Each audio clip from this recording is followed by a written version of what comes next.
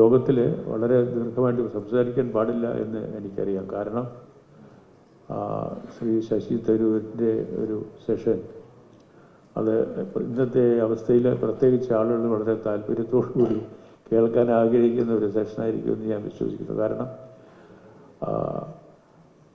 അദ്ദേഹത്തിനെ ഉൾക്കൊള്ളാൻ പല ആളുകൾക്കും വലിയ വിഷമമാണ്. നമ്മളൊരു സാധാരണ മനുഷ്യർക്ക്, കാരണം നമ്മളൊക്കെ മിക്കവാറും പേര് കേരളത്തിലെ ഒരാളുകളുടെ പൊക്കമെന്ന് പറയുന്നത് 5 അടി 6 ഇഞ്ച്, അപൂർവമായിട്ട് 8 ഇഞ്ച് വരെ പോകും. അതിന് മുകളിലോട്ട് അധികം പേരെ കാണാറില്ല. നല്ല ഉയരമുള്ള ഒരാൾ വന്നു കഴിഞ്ഞാൽ വലിയ പ്രശ്നമാണ്. ശശി തരൂർ ആ പ്രശ്നത്തിലാണ് പെട്ടിരിക്കുന്നത്. അദ്ദേഹത്തിന് ഉയരം കൂടിപ്പോയി. സാധാരണ ഒരു സാധാ പൊക്കം മാത്രമേ ഉണ്ടായിരുന്നെങ്കിൽ പൊക്കമുണ്ടായിരുന്നു. അതൊരു പ്രശ്നമാണ്. അദ്ദേഹം എഴുത്തുകാരനെന്ന് വിശേഷിപ്പിച്ചാൽ പോരാ. എഴുത്തുകാരെന്ന് പറഞ്ഞാൽ ഇന്ത്യയുടെ ചരിത്രം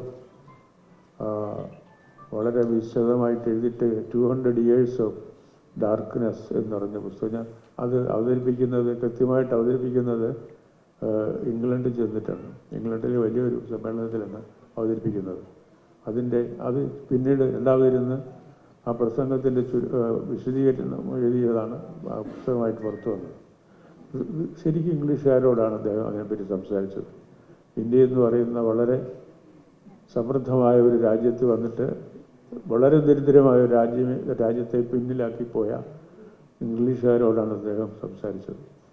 അങ്ങനെ അതേസമയം നമ്മുടെ വലിയൊരു നോവലിസ്റ്റ് ഉണ്ടായിരുന്നു, അദ്ദേഹത്തിന് ഇപ്പോഴും ഉണ്ട്. അദ്ദേഹം നൊബേൽ പ്രൈസൊക്കെ വാങ്ങിയ എഴുത്തുകാരുണ്ടായിരുന്നു. അദ്ദേഹം എഴുതിയ പുസ്തകം India and area of darkness എന്നാണ്.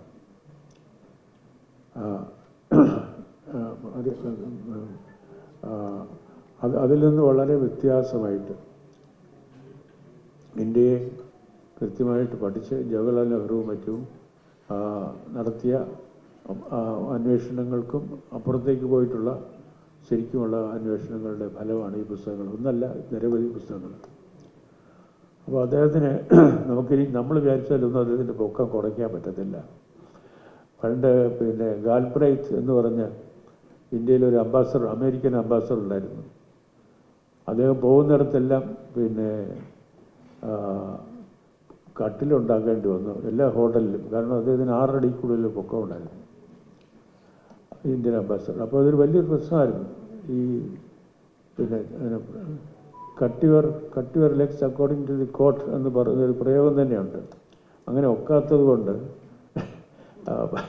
പല സ്ഥലത്തും പോകാൻ സാധിക്കില്ല, പല സ്ഥലത്തും നിൽക്കാൻ സാധിക്കില്ല, കിടക്കാൻ സാധിക്കില്ല. അതാണ് സംഭവം. അപ്പോൾ നമുക്ക് ഒരു ശരാശരിക്കാരെ കൊണ്ടുള്ള സംഗതികൾ മതി എന്നാണ് നമ്മൾ സ്വയം പറയുന്നത്. മലയാളി ഒരിക്കലും മലയാളിയുടെ ശരിയായ സ്വഭാവം എന്ന് പറയുന്നത് വെട്ടി നിരത്തലാണ്. അത് നമ്മുടെ ജീനിലുള്ളതാണ്. അതിനല്പം പൊങ്ങിക്കണ്ടു കഴിഞ്ഞാൽ വെട്ടി നിരത്തും. ഒരു നിരപ്പാക്കിയെങ്കിലേ ഒരു സമാധാനം വരികയുള്ളൂ. അതൊരു വളരെ കൃത്യമാണ് ഏത് രംഗത്തും. ഞാനും കൂടെ ഉൾപ്പെടുന്ന ഒരു സമൂഹത്തെ പറ്റി ഞാൻ പറയുന്നത്, വേറെ ഒരാളിനെ പറ്റിയോ വേറൊരാൾ കൂട്ടത്തെ പറ്റിയോ അല്ല പറയുന്നത്. ഞാനും ഒക്കെ അതിൻ്റെ ഭാഗമാണ്. ഒരുപക്ഷെ അതിൻ്റെ കാരണം ഞാൻ പലപ്പോഴും ആലോചിച്ചിട്ടുണ്ട്, എന്തുകൊണ്ടാണ് മലയാളി ഇങ്ങനെ ആയത് എന്ന്. എന്നോട് പലരും ചോദിച്ചിട്ടുണ്ട് how do you survive in Kerala എന്നോട് പലരും ചോദിച്ചിട്ടുണ്ട്, മലയാളികളല്ലാത്തവർ. അപ്പോൾ ഇതിന് ഒരു ഉത്തരം, മലയാളി ആകാശം കാണാതെ ജീവിക്കുന്ന ഒരു ജനതയാണ്. ഒന്ന് ആലോചിച്ച് നോക്കിയേ, നമ്മൾ ആകാശമേ കാണുന്നില്ല.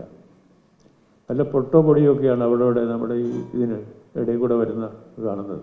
അത് കാണണമെങ്കിൽ നമുക്ക് തക്കല കഴിഞ്ഞ് തെക്കൻ തിരുവിതാംകൂറിലേക്ക് പ്രവേശിക്കുമ്പോൾ കന്യാകുമാരി ജില്ലയിലോട്ട് പ്രവേശിക്കുമ്പോഴേ നമുക്ക് പെട്ടെന്ന് നമ്മുടെ മുമ്പിൽ വലിയ ആകാശം തെളിയും. ഇത് നമ്മുടെ ജീവിതത്തിലില്ല. നമ്മുടെ സങ്കുചിതത്വം വരുന്നത് എല്ലാ മിടുക്കുകളും കൊണ്ടുണ്ടായിട്ട് പോലും ഈ സങ്കുചിതമായ ഒരു സമീപനം നമുക്ക് വരുന്നത് ഇതുകൊണ്ടാണെന്ന് എനിക്ക് തോന്നുന്നു. ഭൂമിശാസ്ത്രപരമായിട്ടും ഒക്കെയുള്ള നമ്മുടെ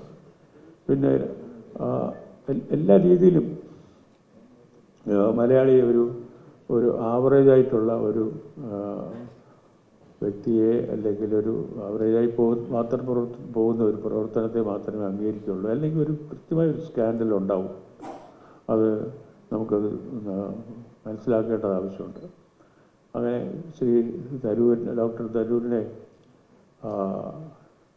എനിക്ക് അദ്ദേഹത്തെ ഒരു 10-50 കൊല്ലമായിട്ട് അറിയാം. അദ്ദേഹം ന്യൂയോർക്കിൽ എൻ്റെ സിനിമകളുടെ ഒരു റെട്രോസ്പെക്റ്റീവ് ലിങ്കൺ സെൻറ്ററിൽ നടക്കുമ്പോൾ അദ്ദേഹം ഈ വേഷം പോലുമല്ല, ഒരു ജുബായും പിന്നെ ഒരു സ്ലിപ്പേഴ്സൊക്കെ ഇട്ട് അത് അവിടെ അതിൽ ഒരു ചെറിയൊരു സ്വീകരണം പോലെ ഉണ്ടായിരുന്നു. അതിൽ പങ്കെടുക്കാനായിട്ട് അദ്ദേഹം അവിടെ വന്നു. അപ്പോൾ കറക്റ്റ് മലയാളിയായിട്ടാണ് അദ്ദേഹം അന്ന്. അദ്ദേഹം അണ്ടർ സെക്രട്ടറി ജനറലാണ് ഈ UN. അപ്പോൾ അത് വേറെ എനിക്കതിന് ഒരു സന്ദേശം ഉണ്ടായിരുന്നു എനിക്ക് അദ്ദേഹത്തിന് കിട്ടിയത്. അദ്ദേഹം മനസ്സിൻ്റെ ഏറ്റവും ഉള്ളിൽ അദ്ദേഹം ഒരു മലയാളിയാണ്, മലയാളത്തെ സ്നേഹിക്കുന്ന ആളാണ്. അപ്പോൾ അദ്ദേഹത്തെ ഒരു വളരെ 2 കൈയും നീട്ടി നമ്മൾ മലയാളി അദ്ദേഹത്തെ സ്വീകരിക്കണം. നമ്മുടെ രാഷ്ട്രീയത്തിലായാലും നമ്മുടെ പൊതുജീവിതത്തിലായാലും എല്ലായിടത്തും.